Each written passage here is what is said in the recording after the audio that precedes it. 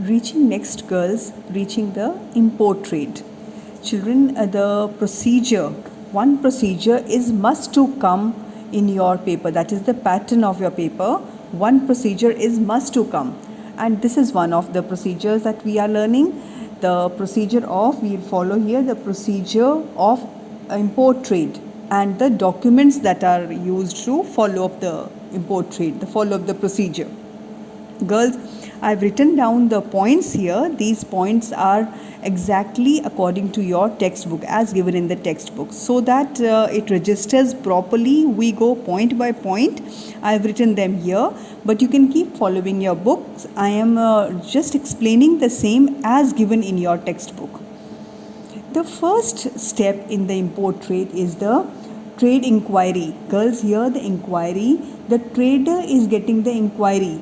When he has to process the import, he has to get into import of certain goods, he first collect the information about the availability of goods, what he requires, and where he requires it from, who is the dealer who is dealing in those goods, and all the necessary information that he requires to get the import done. So first step when we begin with the import trade is to generate the inquiry, to process all the information that you need, to collect all the information that you need, maybe the price of the product, the type of the product, how the payment will be made, where all the product is made properly, what are the details of using and trading the product, all the inquiry of the product and trading the same is generated first, is collected first by the importer.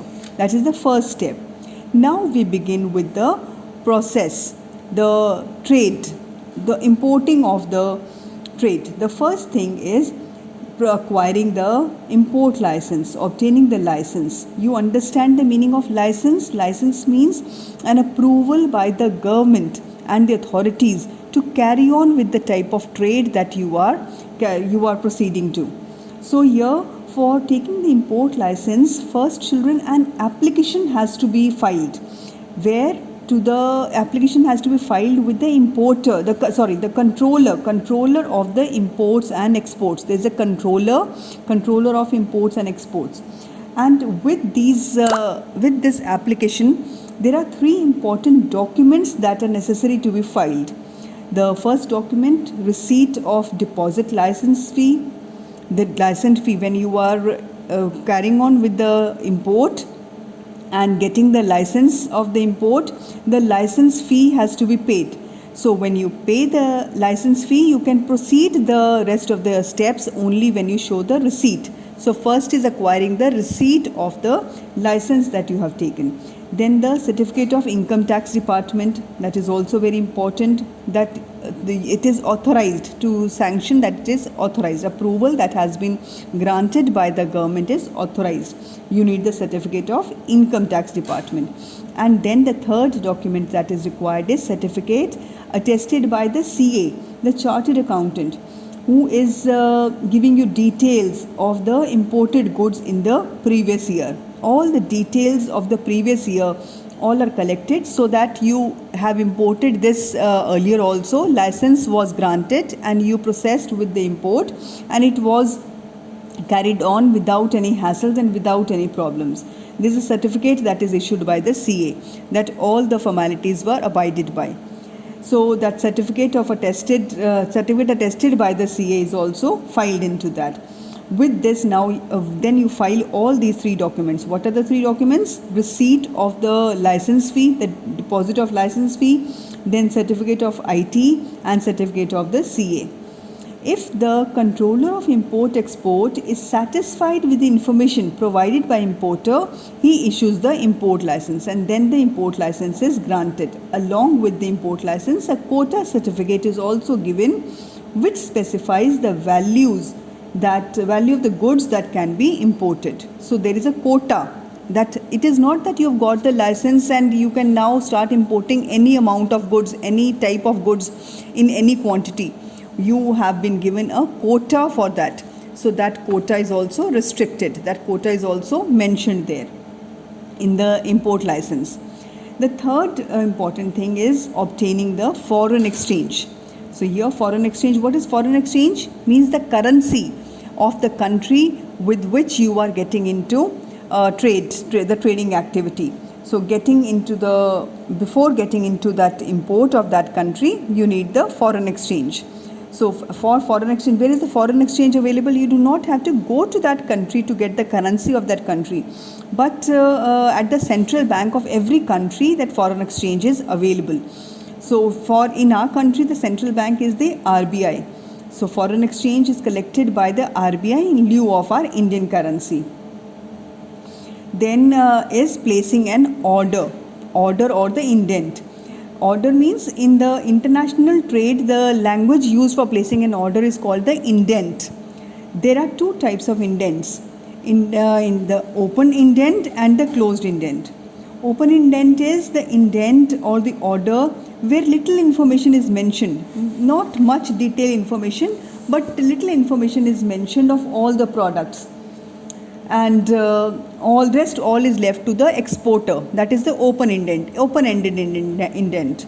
And then is the closed indent. Means all the information is specified. It is closed information. It is specified, and the order is enclosed with that list that has come, with the order that has generated. Then comes next point, very important, is the LC.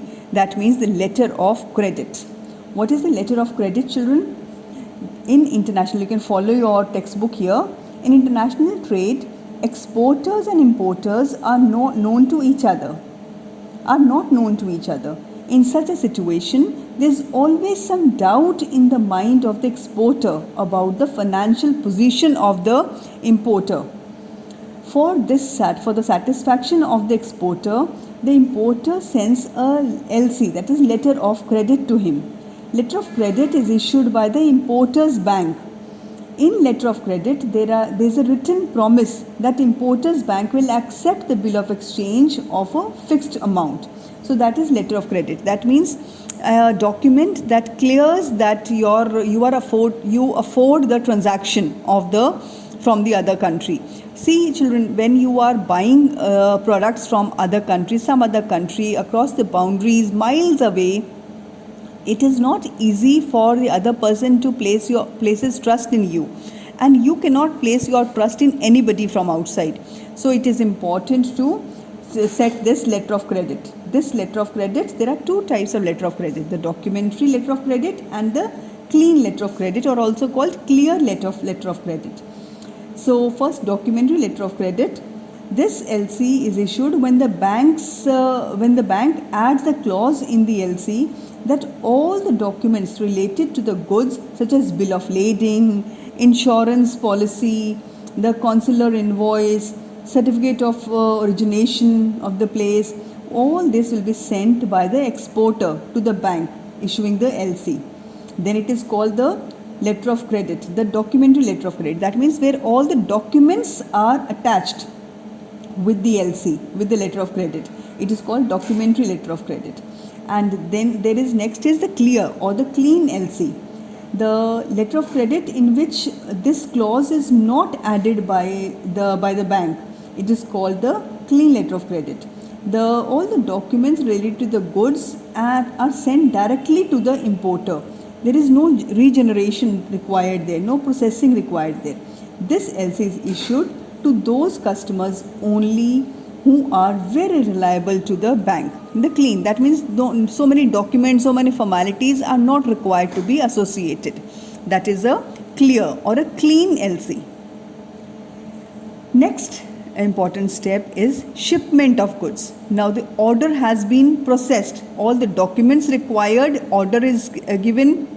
See, first the license has been obtained, the currency has been collected, it has been arranged, order has been given, either open or closed order, that means detailed or versed order, and the LC, that means all the requirements of generating the credit, doing the transaction in credit, all the documents have been filed and cleared. That is the documentary evidences have been collected. Now comes the shipment of goods. Shipment of goods means sending of the goods. Now, as soon as the exporter receives the letter of credit from the importer, he arranges the goods mentioned in an indent. He keeps in mind the other things mentioned in indent like quantity, packing, etc. And when the goods are ready in all respects, the exporter appoints a forwarding agent for further proceedings. So here the forwarding agent for shipment of goods, a forwarding agent. Who is this forwarding agent? He is just an agent who is helping to take all the rest of the steps. He is getting it done to process the trade, to process the transaction. So after all the exporter sends the insurance policy, invoice, bills, all are prepared. After all this is done, all these documents are sent to the branch of the foreign bank where the authorized documents have been kept, who will help us in getting the activity and the needful done. Then comes the document of title, a very important document of title. There are two types of document of title. There are two ways of sending all the documents, related bills to the goods or to the importer.